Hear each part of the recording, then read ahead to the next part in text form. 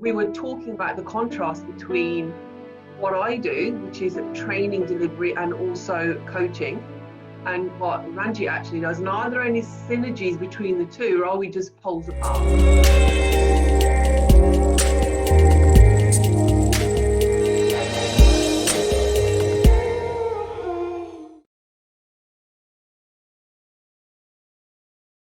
Hi, and welcome to another episode of The Corporate Show. This week, I have somebody really special on my channel with me to do a talk. It's actually a teacher who teaches in a school by the name of Ranjit Sagoo. Ranjit and I actually have the same mentor, Sukhi Wahiwala, and that's how we actually met. We were talking about the contrast between what I do, which is training, delivery, and also coaching, and what Ranjit actually does. And are there any synergies between the two, or are we just poles apart? So Ranjit, welcome to the show. Can you just let our viewers know exactly what you do, a little bit about yourself? Morning, Ranjit. Nice to have you, or nice for you to have me on this show. My name is Ranjit Sagoo. I'm the director of Brain Art UK, and I'm also a secondary school art teacher.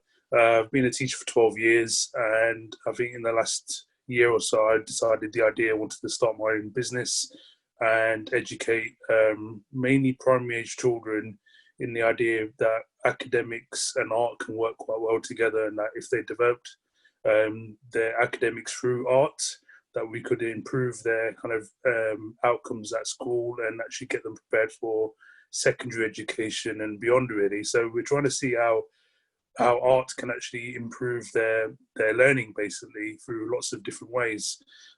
So we started our first trial event back in February. It was really successful, and things were obviously going to continue with that. Obviously, since lockdown, it's been put on pause for now. So I've been doing lots of YouTube content and lots of YouTube videos on Brain Art UK, and we're doing stuff on Facebook on Brain Art UK as well, and also on Instagram. So there are different channels that we're just posting stuff on, but it's really about getting the word out that we're not just running art classes in the traditional sense. We're trying to do something different where we're developing their maths, their English, their science skills through looking at art and seeing how they can link the two together. Yeah, I've been, well, I've subscribed to your channel. I think it's really, really good. It's really informative. So for anybody out there interested, please do go and take a look at Ranjit's channel. It's really, really informative. Now, I mean, we were having a conversation about other stuff, and then we got onto what I do and what you do. So, you know, bearing in mind the conversation, I thought it was quite interesting, the conversation we had on the phone, hence we've now brought it into the public arena. So where do you see the synergies or the differences between the training and the self-development world, which I live in, and your teaching world? Well, that's the interesting conversation we've had, haven't we, really? Because I've always seen coaches as separate to teachers, but really we are essentially the same being. It's just the title is different. Is it the fact that coaching's more appropriate in a corporate adult environment? They don't want to be taught by someone, but it's okay to be coached. Whilst someone like myself who works in a school with children, they rather be taught, so they have a teacher rather than me being known as a coach, which probably wouldn't really be understood by a lot of people. So, but essentially we both deliver content to a group of people based on a curriculum. Obviously you have your curriculum and I have my own. So it was interesting to see, well, what are the differences between what we do? Are there similarities? Are there differences? And I think when I watched your last episode, that's where the conversations came about how coaching is going to evolve, how it's being delivered.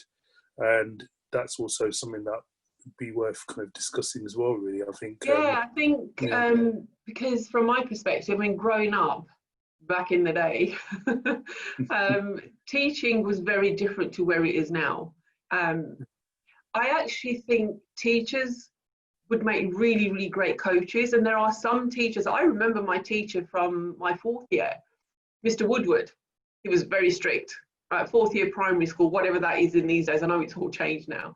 But Mr. Woodward was very, very strict. But I still remember him because he just had a knack of engaging the whole class, you know, getting our attention and wanted us to learn and ask questions and so on. He's the only teacher that I remember from growing up.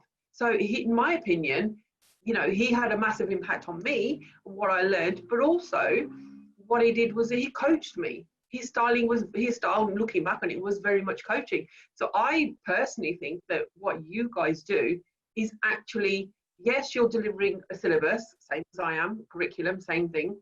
Yeah. Yes, you want your delegates, which is what I have. You have students, same thing, to pass exams and so on. But you actually want them to go on and use that stuff to grow into whoever they need to grow into. Whereas from my perspective, I also want them to grow into the person they really want to be. And then from a business perspective is to grow the organization. So what you do and what I do is very much in line with each other. And that didn't actually hit home with me until we had our conversation. Yeah, and I agree. I think that I've not really ever noticed the correlation, actually. It's never really, the penny's never really dropped with me until recently when I'm thinking, hold on, actually, yeah, there are lots of similarities actually in what we do. And is it just the title that separates what we do? I think that's maybe is a kind of something that's based on attitudes and what people want. You know, in the corporate environment, they are still learning, they are still developing, they are still being taught. Maybe not in the way where if they behave badly they'll be removed, but like you would do in a school situation. But essentially they are being coached to improve and to develop. And I think what we're trying to do in school is meet the demands and the needs of the kind of business world, the corporate world, and the working world, to get them prepared, because a lot of people are saying that, you know, kids are leaving school without the basics in certain areas and they're struggling. So I think schools are constantly reviewing their curriculum and seeing how they can actually change and develop and support the business world, the working world.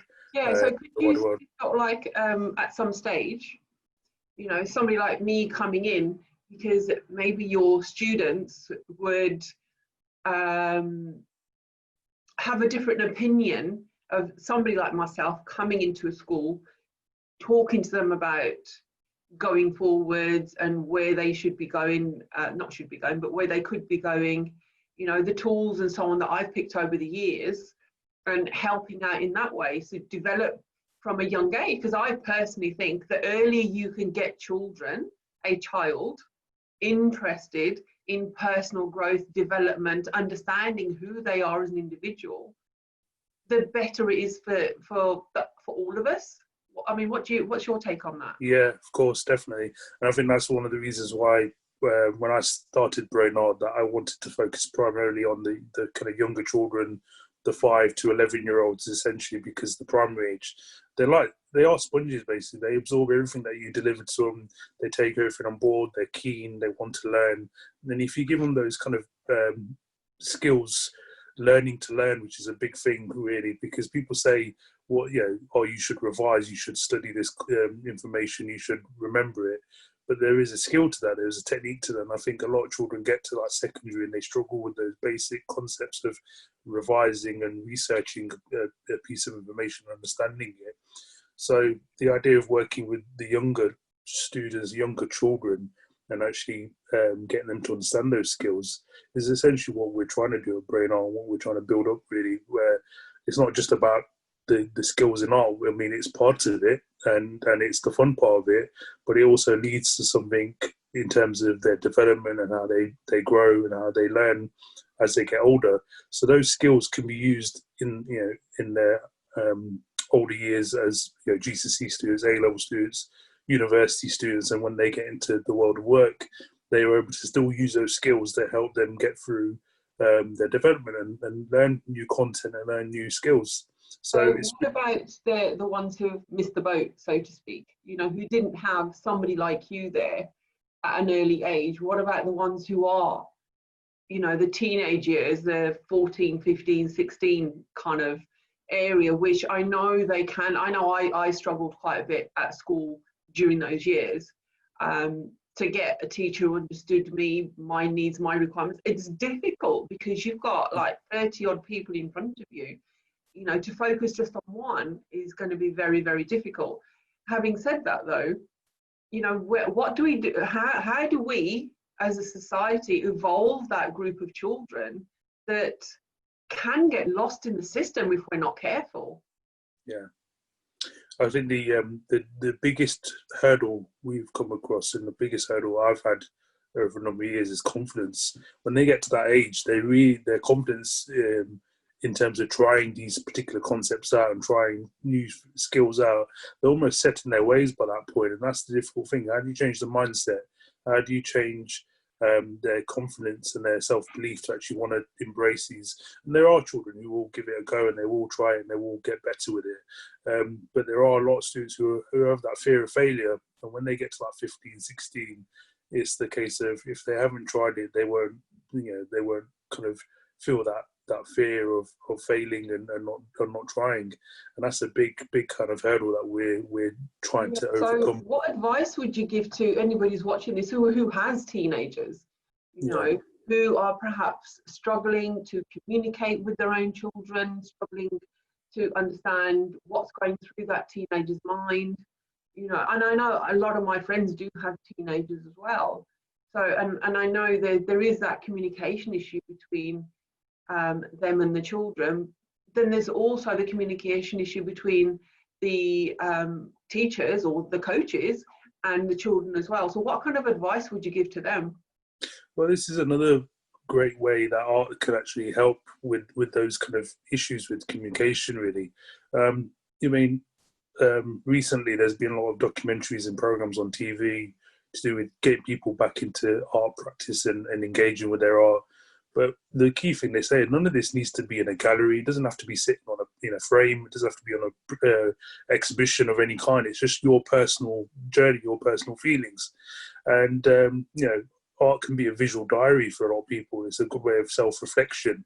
It doesn't necessarily have to be a beautiful picture or a portrait or an object. I totally agree with you. Yeah, absolutely. Yeah.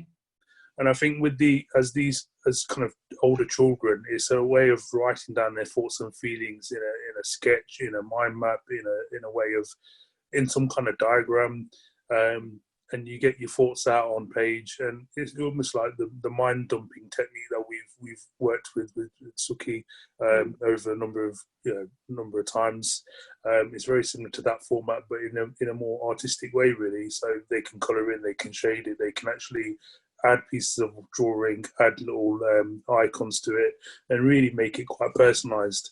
And I don't think that's something that ever stops. You could be 18 or you could be 80 years old. That could be something that you constantly do throughout your life as a form of self-reflection. It is very personal, and I think the first time you do it can be very difficult because you're almost putting down some realities on paper, and it can be quite hard to read some of the stuff that you've actually written. But my advice has always been write it down, leave it for a day, and come back to it next day and see what you've actually said, what you've written, and see how you can progress from that.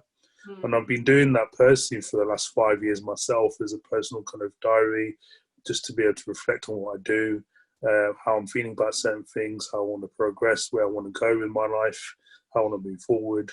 Yeah, so from what you're saying then, correct me if I'm wrong, is that actually expression through art is a form of journaling as well then, to get the child, whether a teenager or as we just said, start when they're a lot younger, start, splashing a bit of paint, don't worry about the lines. And I remember, it used to annoy me, was that you had to stick within the lines, don't go outside of the lines. And I was very restricted about what I would draw. I just drew boxes, houses, and just coloured in the houses and so on. When I was now, I'm like free flow, because now it doesn't matter. Yeah, absolutely. I mean, even if you look right at the kind of early years curriculum, the EYFS curriculum, which is like for the nursery age children and kind of reception years, they learn. It's called the creative. I think they learn through creative play. So they're learning through playing and exploring, and there's no harm in going out the side of the lines and making a mess, and you're going to develop those skills. And I think there's been lots of research over the last 150 years from different different psychologists and different people who've worked with children, who've looked at learning through playing, and also working to very strict rules. So there's countless different people who've given different types of theories to this. I'm on the kind of side of exploring through playing and exploring through trying stuff out and learning through that experience, because I think that also builds the confidence. It reduces the fear and the anxiety that comes with, oh, I don't want to try that because it's going to look rubbish and it's not going to look nice. So it's kind of eliminating those barriers that people have. And if you can start doing that from a younger age, I think it just becomes a lot easier. But even if you are older, no one has to see it. No one has to look at it apart from you. So you therefore can keep it quite personalised and keep it quite, personal to yourself. And that way you start to be able to look at things in a different way. Yeah, I mean, that is just brilliant, because I recently had a conversation with someone in their, how old is she? In her 30s, who used to love to paint and then studied it, and got to the point, well, because she studied it, it's like she's switched off from actually enjoying it. And now all of a sudden, she's switched off from the studying part of it and gone back to pure enjoyment. So I think that's what it's all about, is really enjoying splashing a bit of colour, drawing, outlining, whatever it is you're doing. Ranjit, I cannot thank you enough for this conversation. Hopefully, it's been really informative to anybody who's watching, who's interested in art, who has children maybe, in any way, shape or form, in anything that we've kind of discussed. If it's inspired somebody, I personally am truly grateful for you coming on the show and actually talking to us and opening our eyes up to what art can actually to bring to everybody. So thank you again. Thank you for coming on and talking to us. Thank you for having me, Manjeet. Yeah, I much appreciate. Brilliant. So thank you all very much for tuning in to this week's show. Please do remember to like, subscribe and hit the bell icon. And I will see you next week when I talk to another interesting guest. So thank you very much. Take care.